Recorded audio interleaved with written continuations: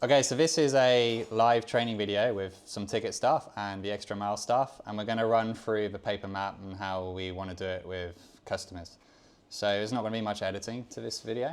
Just a quick plug, if you're on the Tigit site and we don't have the bikes that you want, for example, bigger automatics, the extra mile is a company that you go to for a wider variety of bikes. One of the reasons we're friends, Tigit and the extra mile, is because we don't agree on anything, and that means we have different services, which is cool.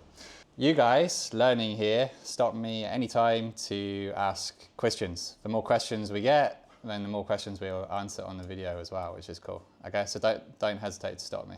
Got it? Okay, so the first thing is, most customers would have done some research. We've got to figure out how much research they've done. So you can start off by saying, have you done any research into your route and would you like my help? Some customers would have done a lot and they don't want your help. That's fine. Then you can basically skip them out, just do the briefing. But some customers will say, usually they say, I've done some research, but I'd like to hear what you have to say. Okay? And then, this is the outside map here, but we're not going to use it. Now notice, the map is facing the customer, not me. Okay? And also remember that these are all difficult names for the foreigner. Ho Chi Minh, Dalat, Da Nang, Hanoi. They're not going to remember it. So don't focus too much in on the names of places. Okay, so this is Vietnam. Where are you traveling to? Ho Chi Minh to Hanoi. How many days have you got? All right, the briefing should be about 7 minutes long, roughly 7 to 10 minutes. And I'll give you the overview I have. This is our new map. I don't like it. This is our old map with Fong's notes on it. So I think I'm going to use that to begin. We're going to assume a Ho Chi Minh to Hanoi rental of about 15 to 20 days. Now to drive Ho Chi Minh to Hanoi is 10 days driving all day, every day, if doing the good roads. For most tourists or backpackers, it's 20 to 25 days. The rush side of normal is 15 days. So if you think about it, 15 days is going to be 10 days of driving, 5 rest days. That's roughly speaking. And that's pretty strenuous for most people. Okay, so here we have, upside down, Ho Chi Minh, we recommend going to a place called Cat Tien. The reason for that is it's the easiest way out of the city. The hardest part of the journey is getting your luggage on the bike for the very first time. So you want a really easy, short day for day number 1. Cat Tien is a nice national park just outside the city. It's a nice stopover. Then from Cat Tien, you're going up to a place called Dalat up here. Your map's not got it. There it is, sorry. Cat Tien to Dalat. Now this is your first really nice mountain ride. And you can also do some research into waterfalls on the way into Dalat, for example, Elephant Waterfall. Now the reason we don't recommend going down to the coast at the beginning is because the coastline here isn't actually on the coast. It's got lots of houses and things between you and the coastline. There are short sections where you can see the sea, but not many. Also the road, Ho Chi Minh down to Vung Tau, is one of the busiest in the country. It's not the nicest way to begin your journey. So from Dalat, you want to go over to Nha Trang. Now this is your chance to do the best coastal riding in the country. And we have it marked on this map here, good coast and best coast. So the best coast in the country is between Phan Rang and Nha Trang. So you can either do that or you could go down to Mui Ne and do all of the coast here. There is accommodation of all styles and budgets on this coastline. So you don't need to choose a specific destination. You can break it up into 2 or 3 days or 1 day if you really want. And you don't need to go to the main tourist areas, Mui Ne and Nha Trang either. You can go outside of them. Here, you can basically make it up as you go. But this is your opportunity to do that famous coastline in Vietnam. The rest of the country, the coastline isn't that great. There is a nice mountain pass between Dalat and Nha Trang, but this is your chance to do coast, so I recommend you do it.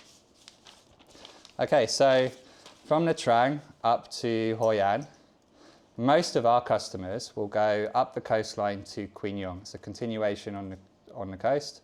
Nice mountain pass there. And Quy Nhon is a sort of local, authentic city with a lot of seafood and things. It's a chance to see a city that's not on the tourist market so much. And then from Quy Nhon, you're coming inland to Mang Den. And then Mang Den up to Hoi An, which is one of the best rides in the entire country. Mang Den is famous in the Vietnamese tourist market these days, but foreigners still don't know anything about it. There's lots of waterfalls and things to see out there. If you're a more hardcore rider, you can come straight inland from Nha Trang up to Mang Den, but it's a big, big drive. And what you need to know, although the driving is better inland, there's not really any set nice accommodation. So it's harder to know where you're going to stop for the night.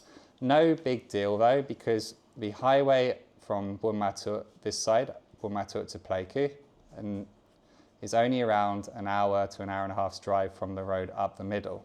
So you can always pop over, get accommodation on the major highway, and then come back inside again. Lots of people want to follow the highway, Buôn Ma Thuột, Pleiku and Kon Tum for some reason, but this is a big highway now with a lot of police cameras. We don't recommend you drive it. Go up the middle. We've completely removed the coastline on our map from Quy Nhon to Hoi An. This is again because it's a major highway with a lot of cameras and it's very dangerous to drive. Does that make sense? Any questions so far? No, sir. No, sir. No? Okay. You good?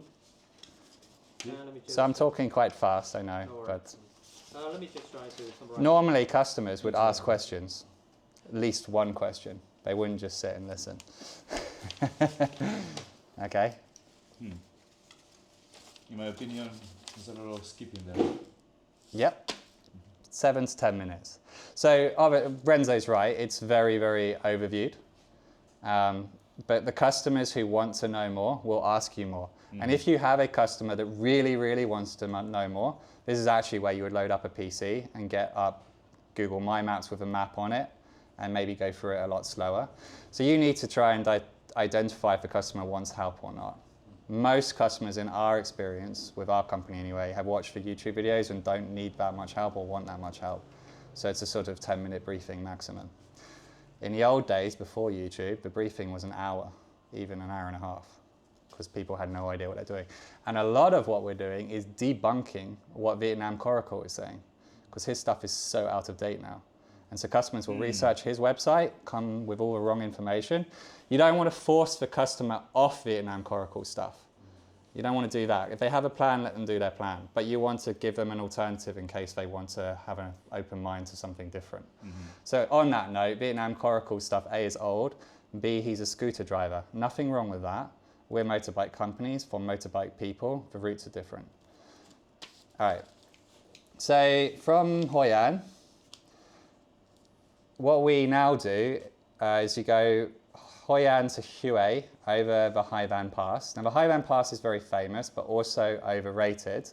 Hue is a nice city with the citadel and many tourist activities there. And then on, it's drawn in lightly here, we now recommend to go up to Vinh Moc tunnels and into Khe Sanh. So from Hue, you can visit Vinh Moc tunnels and then go to Khe Sanh all in one day. And there's also a bridge there that marks the DMZ. Our tour guides are recommending this over what we used to say, which is Da Nang straight inland to the Ho Chi Minh Road and up to Khe Sanh. The reason they have changed it, they're saying this road now on the inside is getting very busy with trucks up to Khe Sanh. But again, it's kind of down to, are you a tourist on a tourist holiday? Da Nang, Hue tourist sites, Vinh Moc tunnels, tourist site into Khe Sanh, or are you a serious motorbiker wanting to smash the mountain roads? Serious motorbikers still go inside to Khe Sanh. And then Khe Sanh to Phong Nha is basically the best of the Ho Chi Minh Road, probably the best road in the country for the average tourist. It looks short on this map, but it's a huge drive. The biggest mistake most people make is they don't take this seriously enough. They run out of time and they exit onto the coastline. It's a great shame because this road gets better and better as the day goes by. Ideally, you roll into Phong Nha, 4 p.m, you get a beautiful sunset, turquoise lakes and rivers, very nice. So wake up early on that one to Phong Nha and enjoy this ride. Try not to exit onto the coast. Phong Nha, you do all of the caves. You can do the standard stuff, Paradise Cave, Dark Cave, Phong Nha Cave, it's all good. Or you can book a serious caving tour with a company like Oxales, where you do a proper 2-day caving experience. It's not cheap, but it is worth it. And I think most tourists still don't know enough about the caves in Vietnam and that you can do sort of real adventure tourism now, not just for cheap stuff. So if you have time and a budget, it's worth doing a real caving tour there. From Phong Nha to Hanoi is a 2-day grind. There's no good way to do it. We like to stop in Vinh, and then if you're going to go to Ninh Binh, which is very famous, you go to Ninh Binh to do something. You spend a whole day there. But if you're going the Ninh Binh way, you've got lots of traffic into Ninh Binh and lots of traffic to Hanoi. So you don't just stop by Ninh Binh, you go there to spend a day. If you are planning on just stopping by Ninh Binh, you're way better off going around all the traffic to Mai Chau or Phu Long. They're nicer places as well, in my opinion. And then into Hanoi. The way from Mai Chau, Phu Long into Hanoi is much, much nicer than Ninh Binh into Hanoi. Regardless, it's a 2-day flat grind, no amazing riding here, you just got to get it done. Often using Google Maps and just saying, take me the fastest way, is the best way to get this section done. Does that make sense? Okay, so sort of optional extras now. Customers asking about the Mekong Delta. Renzo will probably have very different opinions to me on this topic. Our company at Tigit, we do not recommend driving the Mekong Delta. This is because it's very hot, flat and busy. And to experience the Mekong Delta properly, you really need a tour guide who's going to take you around and show you what things actually mean. From a driving perspective, there's nothing spectacular or beautiful. And you can't really figure out where all the little river runs are and things like that by yourself. So we recommend spending more time somewhere else that's nicer, for example, the Ho Chi Minh Road or going into the north or northwest than going into the Mekong Delta, unless you have a tour guide. Ha Long Bay. So the northeast of Vietnam is still not very well researched by us. Ha Long Bay is very difficult to get to because it's next to a big city called Hai Phong. Very, very dangerous driving. And until we figure out a quieter route, we recommend you return the bike in Hanoi and then book a Ha Long Bay tour from Hanoi. Don't drive there. The exception to the rule is Cat Ba. Cat Ba Island's nice, but in general, you're going to Cat Ba. You're not like driving to Cat Ba for the driving experience. We love the northwest of Vietnam in this company. Where's that? So usually at Tigit, when it comes to the north, we recommend that you go to our Hanoi team to talk to them directly about the map.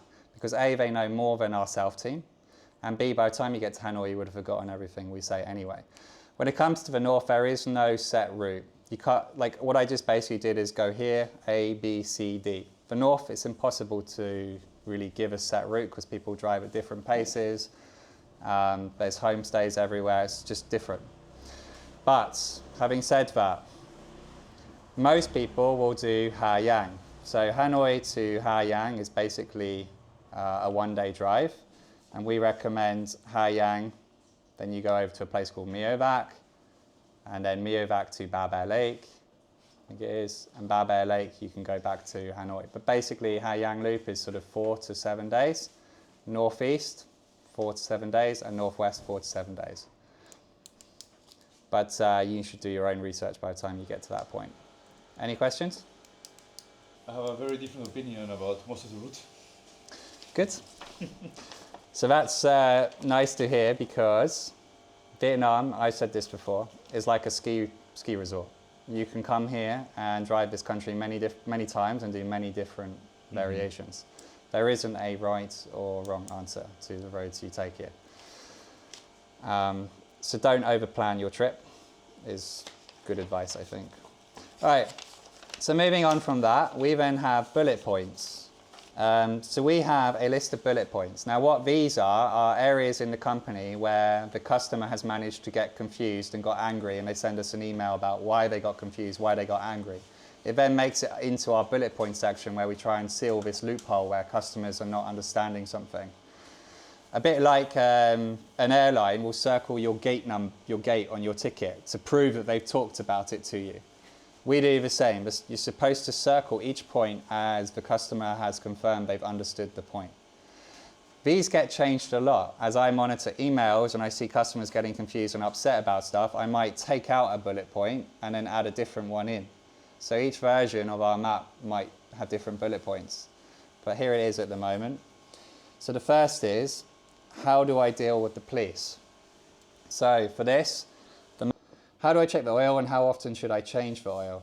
So any bike that's 150cc or below in our company will need oil changes every 1,000 kilometers. It costs around $5 and they'll also tighten the chain while they're doing it.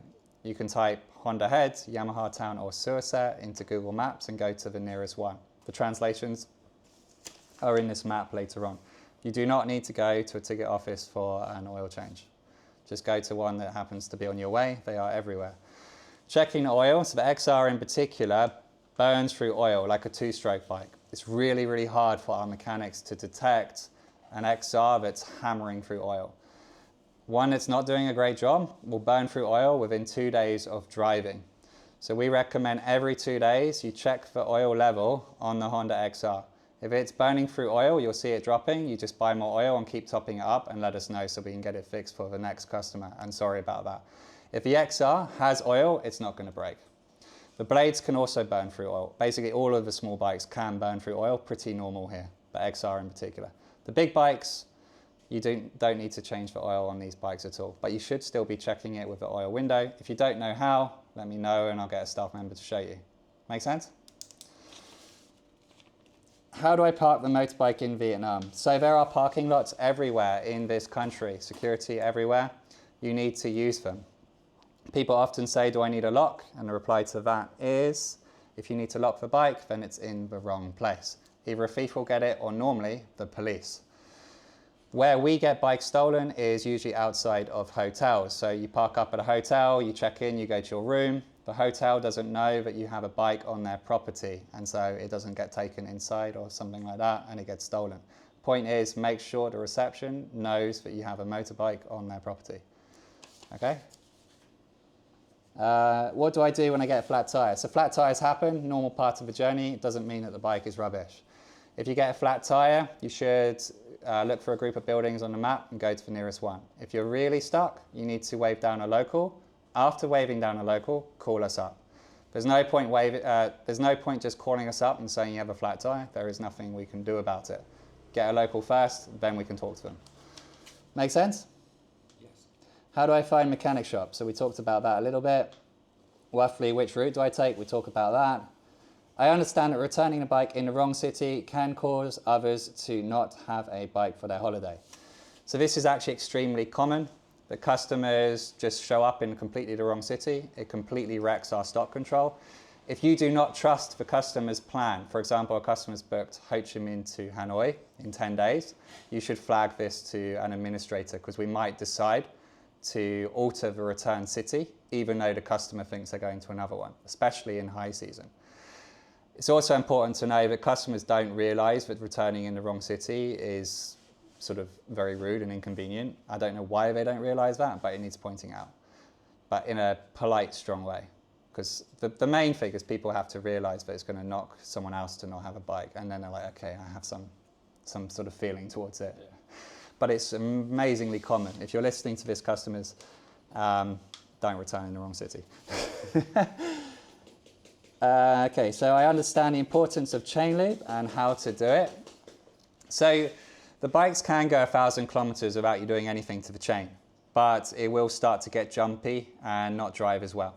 So we sell chain lube for $2.50. We recommend you put it on every day or every 2 days. This will make it so the bike just drives better consistently. It's also good for us. It means the chain and sprockets don't wear out as fast.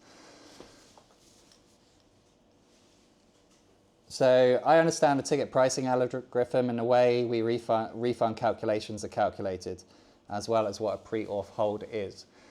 So our prices are not per day. It's designed to get cheaper over time. So you can't just say, oh, it's $20 a day. It doesn't work like that.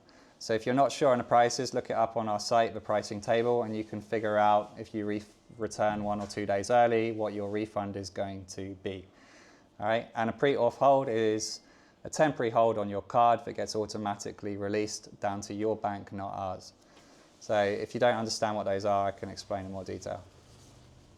Okay, I understand that speed camera traps are very common in the QA area, and at the moment a lot of people are getting stopped for speeding fines. So there are cameras here now that check for speed, and usually the bill comes through after you've left and we'll email you and ask you to pay. It's just better if you don't speed or go on these highways in the first place. So what are the contact numbers at Tigit? So at this company, we have Facebook and email. This goes through a company ticket system where it can get transferred to the right person. So for anything routine, like changing return location, or maybe your bike has a problem and you want to send us a video, anything like this, Facebook or email, so we can make it into a ticket. WhatsApp goes to one phone by one person. It's separated from the main company platform. Very, very hard for us to control. You should only use this if you're wanting to call us up in an emergency, something like that. Don't just talk to the staff on WhatsApp. They'll redirect you to email or Facebook.